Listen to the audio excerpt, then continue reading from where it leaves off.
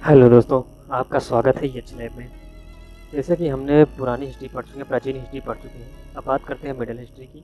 ठीक है, middle history में तुर्क आक्रमण, अरब आक्रमण और उसके बाद फिर हम क्या पढ़ेंगे, दिल्ली सल्तनत पढ़ेंगे। ठीक है, फिर उसके बाद मुगल साम्राज्य और उसके बाद फिर हम प्राचीन और फिर क्या आगे मॉडर्न हिस्ट्री में आ जाएंगे। ठीक है, तो हम आज बात करते हैं भारत पर पहला अरब आक्रमण। ठीक है, अरब आक्रमण की बात करते हैं, भारत पर पहला अरब आक्रमण। तो जो भारत है उससे पहला अरब आक्रमण कब हुआ था? 711 में हुआ था। किसने किया था? अवैधुल्लाह ने किया था, परंतु ये क्या था? असफल रहा। फिर दूसरा अरब आक्रमण 711 में बुधाइल ने किया था, ये भी क्या था? असफल रहा। ठीक है, फिर इसी के साथ फिर तीसरा अरब आक्रमण 712 में मोहम्मद बिन कासिम ने किया, और ये क्या था? सफल भी रहा। मोहम्मद बिन कासिम क्या था? सफल रहा ये अरब आक्रमण में। ठीक है, मोहम्मद बिन कासिम जो भारत का पहला मुस्लिम आक्रमणकारी था, ठीक है, इसने क्या किया था? ये कहाँ से आया था? ये अरब टाइप से आया, वो तो अरब है तो अरब से आएगा ही। ठीक है, और क्या था इसका जो, ये किसका सेनापति था? ये अल हज्जाज एक थे, वहाँ के राजा थे, बादशाह थे, उन्हीं क्या था? ये सेनापति था। ठीक है, और उनका क्या था? दामाद भी था। ठीक है, इसकी उम्र कितनी थी? उम्र कितनी थी उस समय? 17 साल थी जब इसने भारत पर आक्रमण किया था। और ये आया कहाँ था? खैबर दर्रे से भारत आया था। कहाँ से आया था? खैबर दर्रे से भारत आया था। ठीक है, उस समय भारत का खलीफा कौन था? वाहिद। भारत खलीफा कौन था? वाहिद था। ठीक है, सॉरी भारत कर रहे हैं, यानी अरब का खलीफा कौन था? वाहिद था। ठीक है, अरब का खलीफा कौन था? वाहिद था, जब ये मोहम्मद बिन कासिम का भारत पर आक्रमण हुआ था। ठीक है, तो आगे बात करेंगे। तो जो कासिम के समय सिंध का राजा कौन था? राजा दाहिर था। ठीक है, राजा कौन था? राजा दाहिर था। ठीक, उसकी दो पुत्रियाँ थी, कौन थी? सूरीमला थी और परिमला थी। ठीक है, और जो पहला आक्रमण था इस कहाँ किया था? सिंध देवल बंदरगाह पे किया था। उसके बाद नीरम बौद्ध बौद्ध स्थल पे किया था। ठीक है, तो कहाँ पहले किया था? देवल बंदरगाह पे, बाद में कहा था नीरम बौद्ध स्थल पे किया था। अच्छा, ये जो देवल बंदरगाह पे आक्रमण क्यों हुआ था? रीजन ये था कि श्रीलंका से इनका व्यापार होता है, अरब का व्यापार होता था। तो श्रीलंका से कुछ जहाज जा रहा था, अरब का कुछ सामान था और वहाँ पे कुछ अरब की औरतें भी थी। तो क्या हुआ था, कुछ आक्रमणकारियों ने उसको जहाज को लूट लिया था देवल बंदरगाह पे। तो जो ये अल हज्जाज थे उनका कहना था ये दाहिर ने लूटा है। ठीक है, और उन्होंने दाहिर को धमकी दी कि आप मेरा सामान वापस करिए, जो भी लूटा उसका हर्जाना आपको देना पड़ेगा, नहीं तो आपको युद्ध करना पड़ेगा। दाहिर भी स्वाभिमानी थे, इन्होंने कहा ठीक है, हमने तो लूटा नहीं, आप आइए, युद्ध के लिए तैयार हैं। तो युद्ध हुआ, तो युद्ध दाहिर एकदम जीतने वाले थे। लेकिन क्या हुआ था, उनका जो हाथी था वो हाथी से नियंत्रण खो गया था और हाथी भटक गया था। ठीक है, वो युद्ध क्षेत्र से बाहर चला गया। तो युद्ध क्षेत्र से बाहर चला गया, थोड़ी देर राजा नहीं दिखाई पड़े, तो सैनिकों को लगा राजा खत्म हो गए, अफवाह भी फैल गई राजा खत्म हो गए, मर गए। तो उसके बाद क्या हुआ, बोल के राजा दाहिर मारे गए। तो उसके बाद क्या हुआ, सारी सैनिकों ने आत्मसमर्पण कर लिया।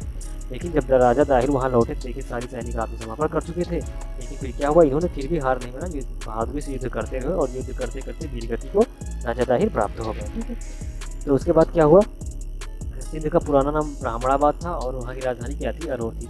अच्छा, इनकी दो पुत्रियाँ थी, कौन सा? सूरीमला थी और परिमला थी। ठीक है, फिर क्या हुआ था, इनको बंदी बना के इनको हरम में डाल दिया था। मोहम्मद कासिम ने इनको ले जाके, जो वहाँ के क्या वो वाहिद थे, वो उनके हरम में डाल दिया गया था, यानी जो वहाँ के खलीफा थे उनको दे दिया गया था लेके में। ये एक्चुअली क्या था, ये जो मुस्लिम आक्रमणकारी थे यहाँ से सामान बहुत सारे ले गए थे, तो और उन दोनों को भी, क्योंकि ये दोनों सुंदर थी, तो इनको भी हरम हरम में डालने के लिए लेकर चले गए थे। ठीक है, वहाँ भी जो ये ब्राह्मणाबाद था, इसकी राजधानी अरोर थी। तो ये ब्राह्मणाबाद अचानक से आया कैसे?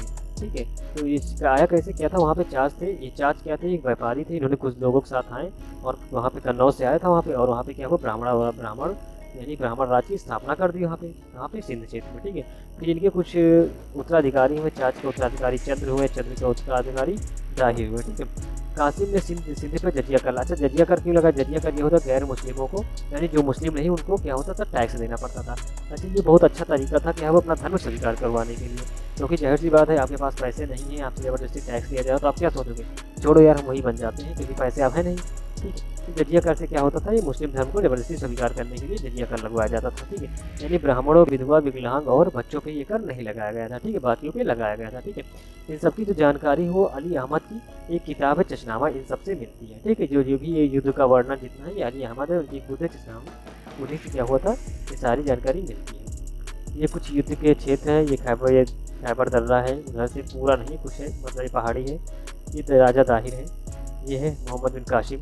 ठीक है, ये सिंध क्षेत्र है। ठीक है, ये कन्नौज, यहाँ से ये लोग यहाँ आए थे। ठीक है, उसके बाद यहाँ बस गए थे। ठीक है, बात करते हैं आगे की। ठीक है, तो ठीक है, इनका जो पर्पज़ था क्या था, इनका जो मेन मकसद था लूट करना था, इस्लाम का प्रचार करना था।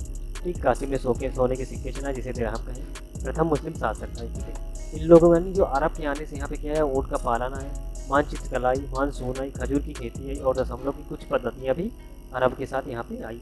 क्योंकि पूरी पद्धति तो आर्यभट्ट ने दिया था, ठीक है, यानी कुछ पद्धति आप कह सकते हैं अरब से आई थी, ठीक है। उसके बाद करते हैं तुर्क आक्रमण। तुर्क में सबसे पहले किसने किया? मोहम्मद गजनी ने किया था, ठीक है। गजनी से आया था, गजनी क्षेत्र है अफगानिस्तान के आसपास का क्षेत्र है, ठीक है।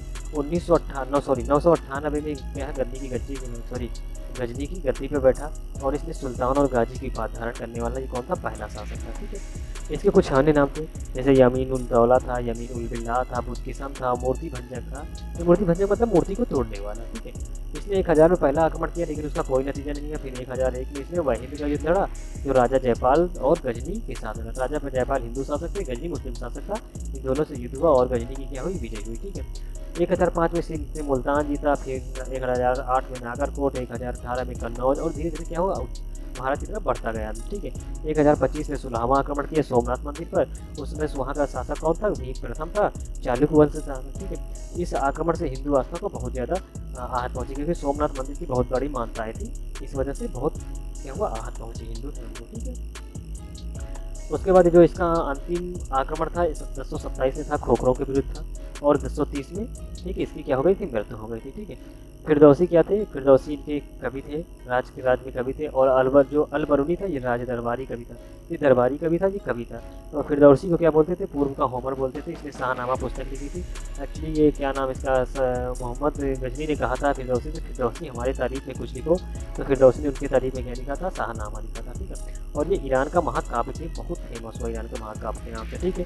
फारसी भाषा में लिखा गया था, ठीक है। इसके दरबारी कवि अलबरूनी थे। इसका किताब था किताबुल हिंद तथा तारीख हिंद थी। फिर उसके बाद उल्वी आती है। उल्वी है, उल्वी की किताब याम है, कौन सी किताब? यह उल यामनी है। फिर वहांकी है, वहांकी की किताब क्या है? तारीख सुगुप्त दीन। किताब क्या है? तारीख सुगुप्त दीन है, ठीक है। आगे की बात करते हैं।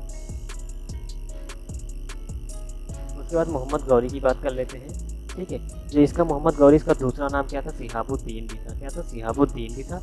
जो इसका जन्म हुआ था 1149 में और मृत्यु 1206 में हो गई थी। गौरी ने अपने भाई गयासुद्दीन से 1173 में गौर प्रदेश मिला, किससे मिला? अपने भाई गयासुद्दीन से। और गौरी का भारत पर पहला आक्रमण 1175 में था। 2 साल बाद इसने भारत पर आक्रमण कर दिया, ठीक है। इसने क्या? मुल्तान पर करामाती जाति पर किया, और वहाँ पे क्या हुआ? बौद्ध। वो कौन थे? करामाती वाले कौन थे? बौद्ध थे। उसके बाद ये गोमल कहाँ से आया था? गोमल दर्रे से आया था, यानी खैबर दर्रा जो था उसके जस्ट नीचे से थोड़ा क्या था? गोमल दर्रा था, ठीक है।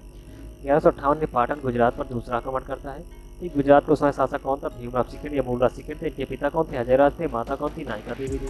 ये दोनों छोटे बच्चे थे। मूलराज बड़ा भाई था, भीम सिकंद छोटा था। तो इन लोगों की संरक्षिका कौन थी? गद्दी बैठा दिया गया था। संरक्षिका कौन थी? माता नायिका देवी ही इनकी क्या थी? संरक्षिका बन गई थी, ठीक है। नायिका देवी क्या थी? इनकी संरक्षिका बन गई थी, ठीक है।